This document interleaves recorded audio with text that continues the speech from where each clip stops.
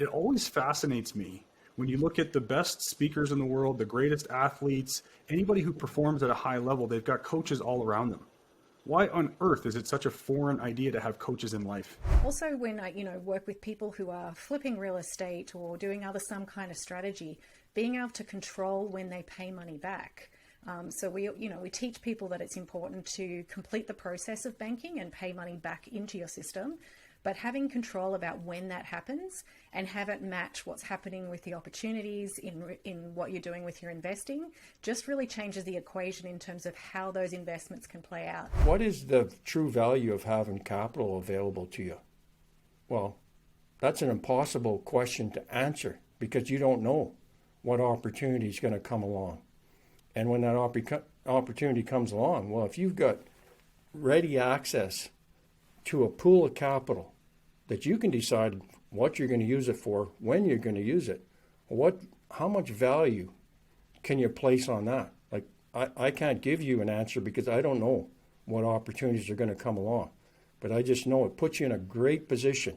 Hey, this is Cole from Life 180. You are in the right place at the right time to learn. Let's go with earn instead of learn. You're going to earn a thing or two.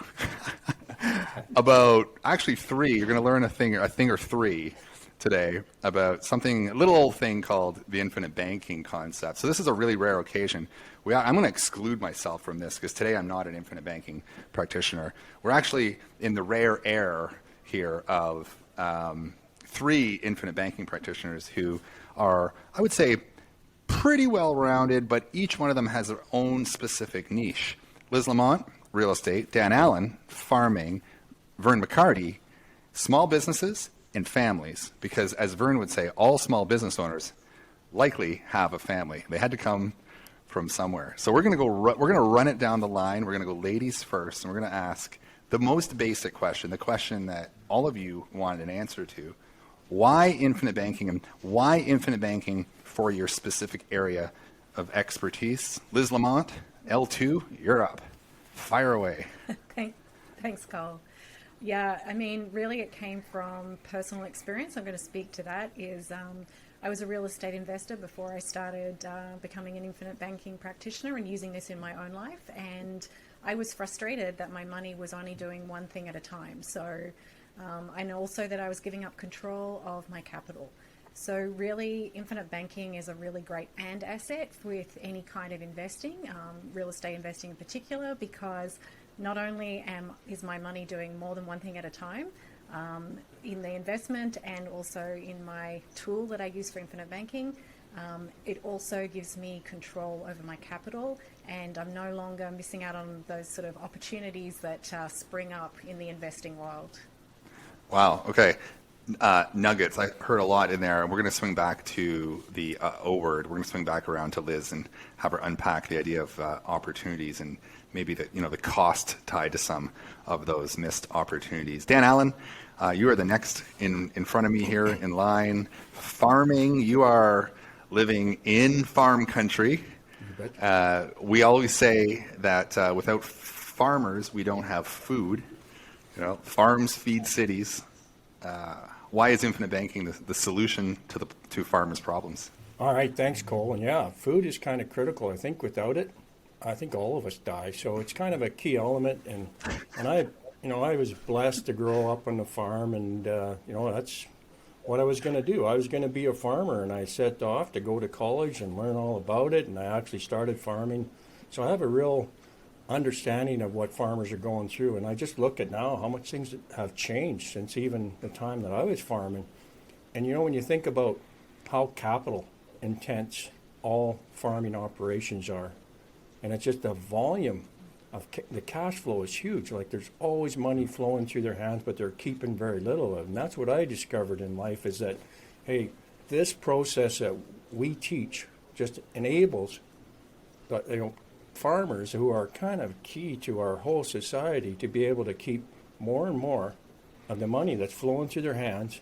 It just works so well. And when you think about how many things they can't control, well, this gives them an opportunity to control elements of it that they aren't controlling now.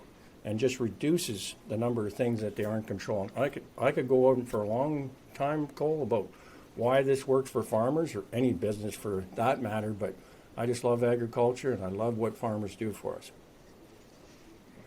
Yeah, that's so well said. And you think about the things that farmers can't control. I mean, the weather is the big one, right? And my little bit of time living in the prairies, which only for about a year, holy cow, was the weather a hot topic. I mean, excuse the pun, but it was really maybe a wet topic. Yeah, at times, or not enough of it. That's a great point, Cole. Because when you think about weather, that's one thing they can't control. It's like too much rain, not enough rain. It's like the white combine that comes through even when you do get a great crop and hail just takes you out. Like there's a lot of elements they just can't control. So moving on to Vern McCarty, and I'm thinking about the idea of control, and Dan brought up a lot about things you can't control. Farmers not being able to control the weather. Farmers being able to control their capital. If you made an offer to Vern, so to a small business owner, to a family, if you kind of use that analogy as a farmer, because families, the people that you're concerned about, as Dan was saying, are very concerned about feeding the food that farmers grow. Small business, there's a lot of small business owners today that are restaurant owners or retail food store owners. I mean, they have suffered more than anybody through the pandemic. And if you can say to a farmer or a small business owner, a restaurant owner, a family, hey, you're not going to be able to control the weather, we know that, but you can control your capital. Really interesting. Vern, how would you unpack that for your families and your small business owners? Well, gosh, Cole, that was a pretty loaded question there, but no. At the end of the day, I'll just circling back to the why, because I think it'll kind of answer your question. Is I obviously I'm a small business owner myself. I'm a family guy, and my background, my family comes from a long line of, unfortunately, on the wrong end of wealth, right? So not a lot of strong wealth in the family in the background, and people spend so much time and energy just trying to figure out how to feed their families and keep the lights on. Like, that is not a high quality way to live your life. We have so much purpose and so many gifts that we can give the world, and we're spending 60 or 80% of our attention units trying to figure out how to keep the lights on. And it's ridiculous, and it's time for it to come to an end so people can, as we say at Ascendant, spend their life living. So, I exist to be a catalyst for freedom. That's what I'm here for. And there is a problem out there called banking.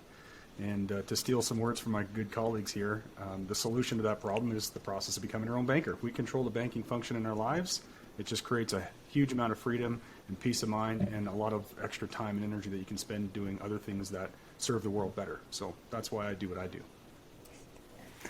Amazing. One of the things I love about you, Vern, is when you make analogies or you make reference to sports. I know you like to box. I know you're a football fan. You're an MMA fan. And so, what does the battle of the capital battle, the control battle? I mean, what is the metaphor? I mean, how do you through sports? How do you kind of describe the solution to the problem that you're talking about for families and small business owners? Oh man, a sports analogy. Oh gosh, let's see if I can think of something on the fly here for a pressure around that. Well, at the end of the day, Cole, let's think about, if you look at any kind of sport in the world, what do the athletes need? What do they need to be in order to perform correctly?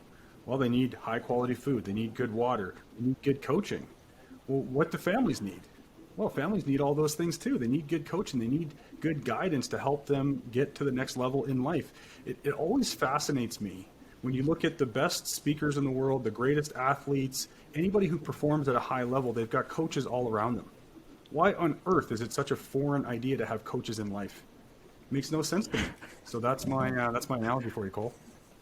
Wow. Okay. You totally nailed that. So just, for you watching, this video and these three IB infinite banking practitioners, Nelson Nash Institute, legit infinite banking practitioners here. The one thing I love about Vern is that, and I put Vern on the spot and I thought I was going to intentionally try to ask Vern a really hard question because he's so good with words. I mean, he's just so smooth and he just has, he's really good on his feet. So that was awesome, Vern. I totally put you in a hard position and you nailed it. Coaching. Good job. You, man. God bless you. Yeah, that was amazing. Liz, we're going to circle back to the idea of opportunity cost. What kind of opportunity cost do real estate investors suffer from? Is it impacting them when they don't know it, possibly? Yeah, I think it certainly is, and something that I often hear when the infinite banking concept's talked about is people feel like they have to choose. So, just kind of want to touch on that first. Is when we're talking about this, and we're talking about it across a few different areas, we're doing everything else that we're already doing, plus we're adding this in, and by adding this in, we're increasing our options. And sometimes people don't even realize they're losing those opportunities because they don't have this added in already into their financial picture. So I'll give you an example.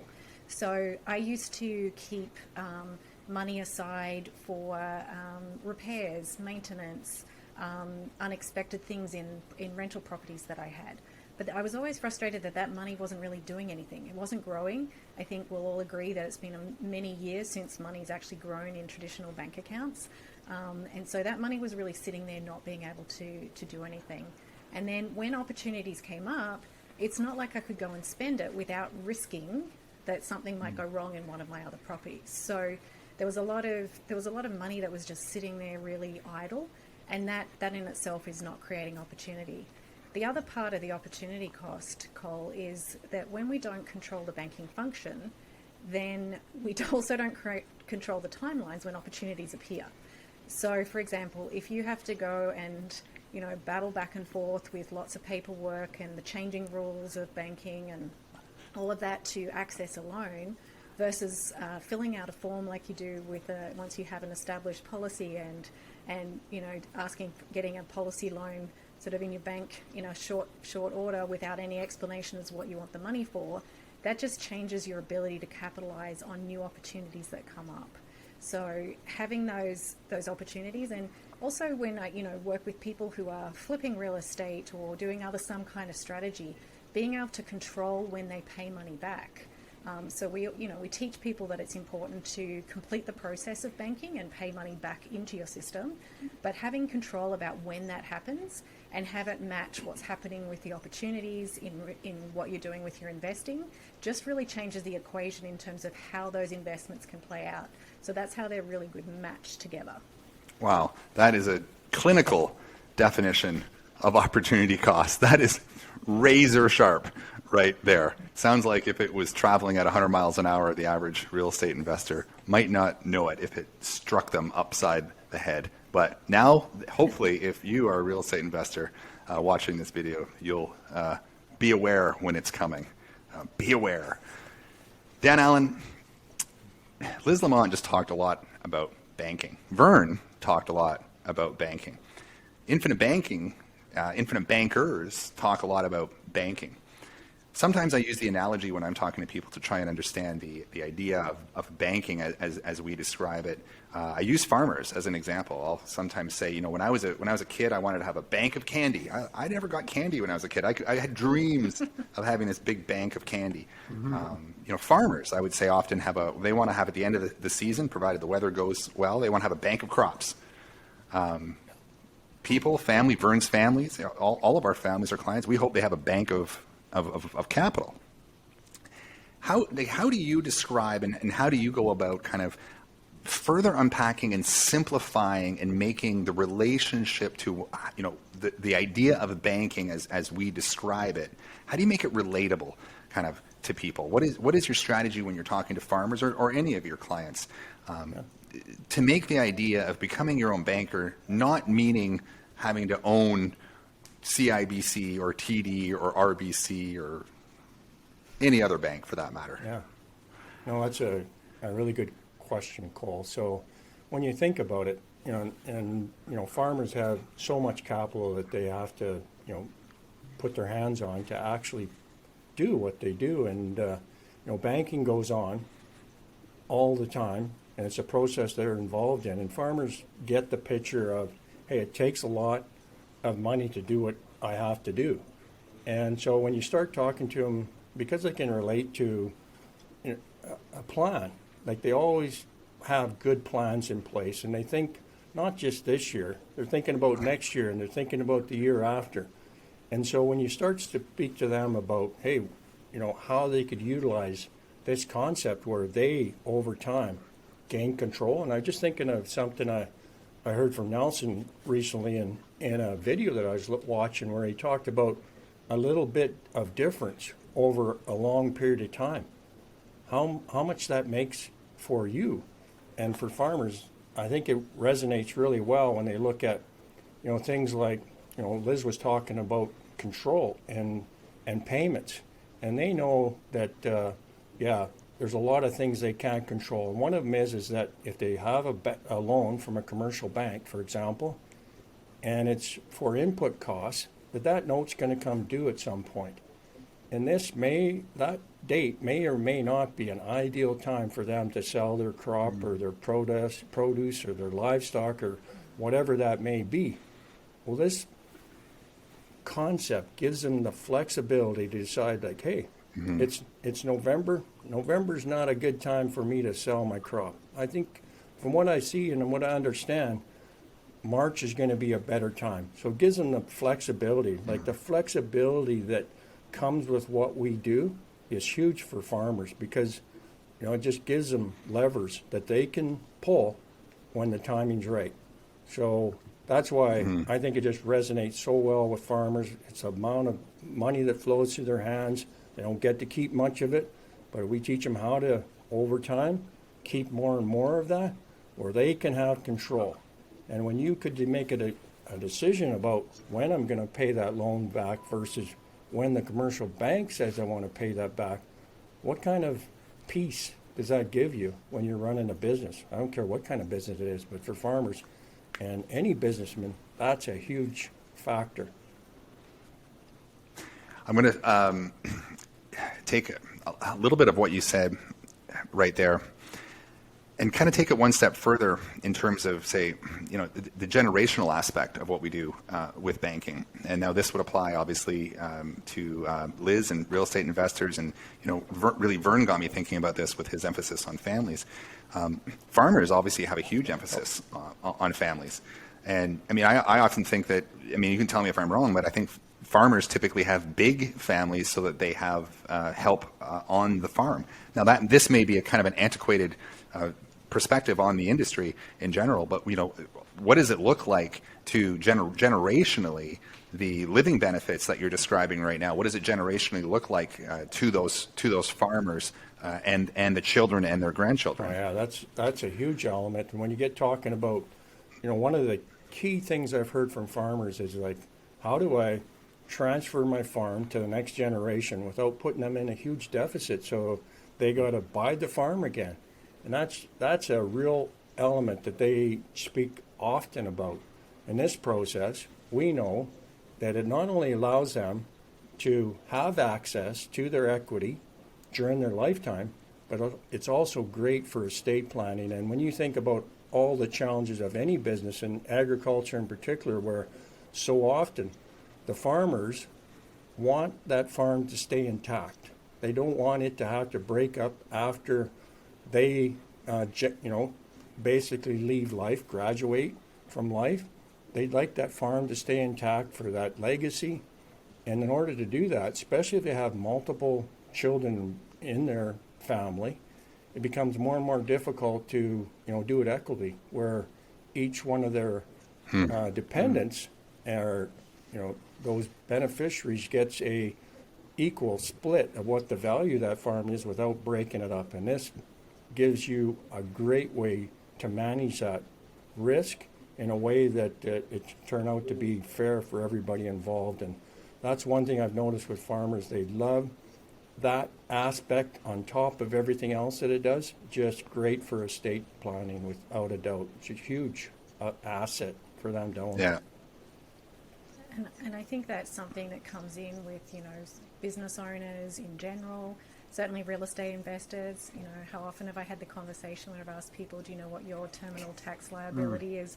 What would happen to all that real estate that you've spent, or your business that you've spent years building up, whatever that business is? And people are like, oh, I hadn't thought of that, or didn't realize that might create a big tax problem at the time, when I pass on. So having that ability to create some structure around passing that to the next generation is a huge piece of, providing that stress-free existence for families and for business owners and investors, in terms of they can actually do some solid planning around how to pass that on and know what's going to be available. If I can just add real quick, Liz, that was amazing, because I've actually heard a couple of real estate investors say, well, I don't need life insurance. My real estate portfolio is my life insurance policy. And God bless them, but it just goes to show you how misunderstood this tool actually is. And to all of your point, what happens at, graduation time, terminal tax liabilities and those sorts of things. You really start to get the picture of who really has the control when somebody passes away. Bankers have control your whole entire life, and then when you pass away, the IRS, the CRA, Uncle Trudeau, they got all the control. So it's really important to do planning when you're sound of mind and be educated, and again, have a good coach with a great playbook. Exactly. Yeah, nailed it, Vern, and just great dialogue, guys. I love it. Dan mentioned, Vern, maybe I could get you to touch on this a little bit further and unpack this for our viewers. Dan mentioned just some guy named Nelson. Now, he didn't give him his last name. Maybe if you could give our viewers, for those that don't know, maybe just a brief summary. Nelson was a family man. Nelson was a business owner. He had a whole bunch of these things called whole life insurance policies. He's the one that kind of identified that you can use it as a bank, and Vern, just and I think you'll share. Everyone in this room will share, and everyone at Ascendant Financial will share in this, and Ascendant Financial is the place where everybody here hangs their hat. Nelson Nash, Vern, what can you add to that? Oh man, Cole, you're gonna have to cut me off, because I could talk all day long about how blessed we are. That's why I asked you, brother. Just to have, just to have, Nelson in our life and all the lessons that he left for us, and that's one of the key things that he taught us, is that leaving something for your family isn't just about money, leaving money behind. It's actually leaving values. It's leaving a process, a system to follow, such that we can keep that wealth in our family. And I think, are we on camera? I'll go ahead. You can see I'm double dipping. I have another copy in the background. This is the man, R. Nelson Nash. And Dan, you mentioned something that I thought was super powerful that you took out from Nelson. It's about, creating little successes consistently over time. It's about thinking long range. People are always looking for this quantum leap transformation. I'm not saying that doesn't exist, but it's all about small actions over time, right? And added up over a long period of time. That's what creates the quantum leap. And that's one of the things that Nelson taught us, is don't try to get too much done in too little time. Take your time with things. And a key thing is actually take the time to think. One of the biggest problems that people run into when we talk to them about the concept of becoming your own banker is they've actually never taken time to think about the process of banking and how important it is in their lives, like the actual function of banking. To Dan's point, we're not creating a brick and mortar bank. We're just using a tool, which Nelson, discovered that he didn't create the tool, but he discovered how powerful this tool is to actually perform the function of banking. It's a legally binding contract. You own it. You control it. It's a business that you run, and you can use it to implement the process of banking. So, like I said, there's so many lessons that Nelson taught us, but through his own financial ruin, that is how he discovered the process of becoming your own banker. And that's one of the key reasons why I'm so darn attracted to the thing, because Cole, sometimes we have to hit that rock bottom point in life before we discover, holy smokes, I got to change some actions. I got to do something different, i.e. there's a problem. So sometimes when you identify the problem, that's how you find the solution, right? Yeah, well said. I have a very intimate relationship with the old rock bottom, and thank God for it. Liz, Vern used one word in his description of Nelson and the solution to the problem there, probably maybe 4 or 5 times. I was trying to count, but I kind of lost track near the end, because I was actually kind of captivated by what he was saying, and I was trying to think of this question. But he used the word time quite a few times. I think 4 or 5 times Vern used the word time. Well, Nelson also taught us that repetition's our best teacher. It's rubbing off. What we time. how long, what amount of time, and I'm asking, Liz, you this question specifically because, you have this way of just really getting to the point. If we all know this very well.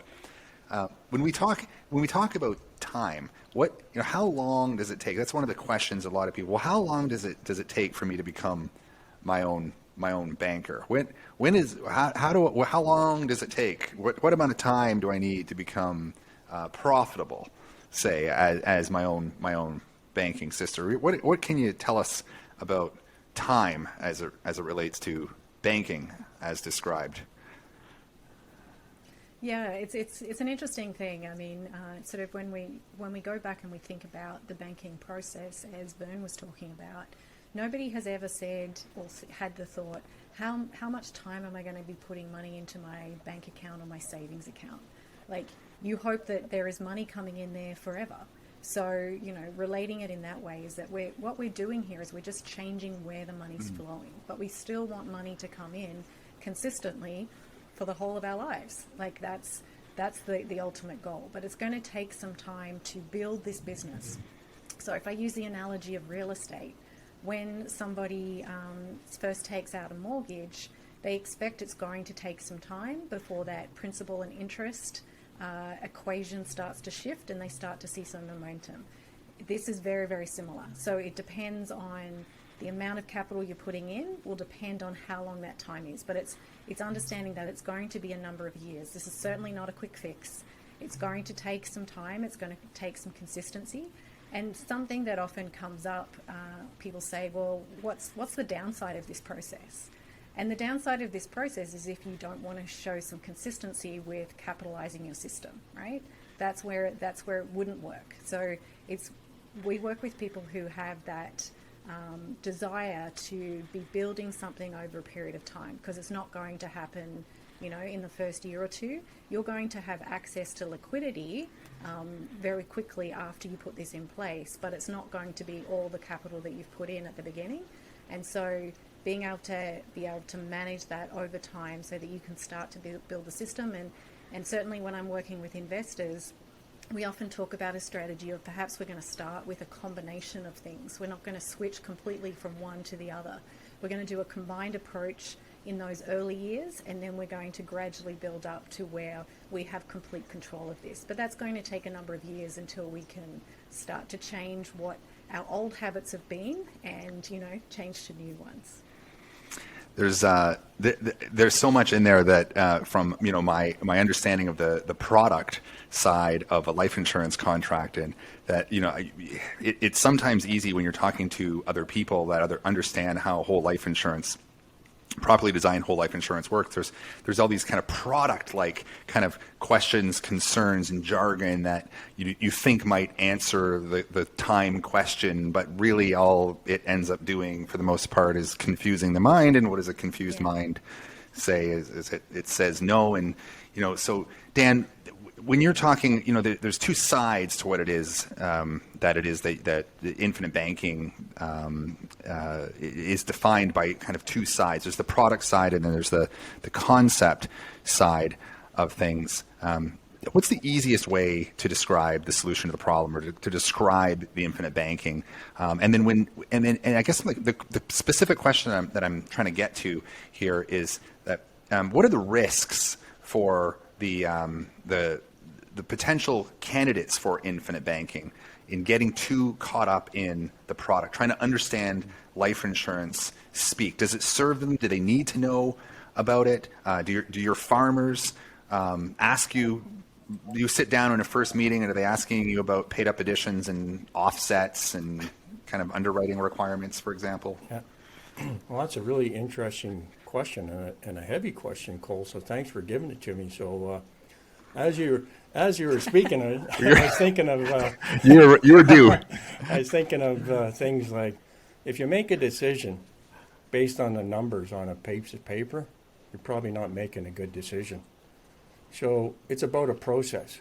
That's what we really educate people on. It's like, how do you get control and recapture those costs that are flowing away from you right now? And that's really what it's about. It's not like Liz and Vern have both said, this is not a get-rich-quick scheme. This is about something you do over time, where you build energy in your own banking system, a system that you control. And as you do that over time, it just builds more and more energy. And the product, the product is part of the process. But I always tell people about my first policy that I started, and it's a small one. Like I'm putting $6,000 into a year. And right now, I've got $40,000 of cash value in that policy. But I have put $80,000 flowed through that policy in those short 7 years that I've had that policy. 80,000, double what I have for cash value. It's about putting your money in motion. And when I do that, and this is the same for a farmer or anybody else out there, if you start to do this, you get to be able to use that same dollar multiple times, and it just increases the value for you. And it's like, we've learned, is it like, what is the true value of having capital available to you? Well, that's an impossible question to answer, because you don't know what opportunity is going to come along.